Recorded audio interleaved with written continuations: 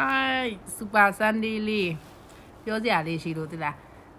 လိုင်းပေါ်မှာအခုခေတ်စားတာနိုင်ငံသားနဲ့ဥရောပသားတို့ဥရောပသူနိုင်ငံသားတွေသူတွေနဲ့တွေ့ဘယ်ကတွေ့တာလဲတို့ဘာတို့ညာတို့ဆိုတာလေကိုယ်နိုင်ငံမှာတိတ်ပြီးတော့အဲ့ဒါတွေမတွေ့နေသေးဘူးတိလားပြောပြမှာကျွန်မဖော်ကောင်လုံးအောင်မယ်တော်တော်များများကလေ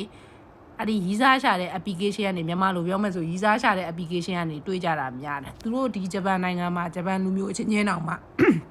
အပြင်မှာတွေ့ပြီးကြိုက်တာ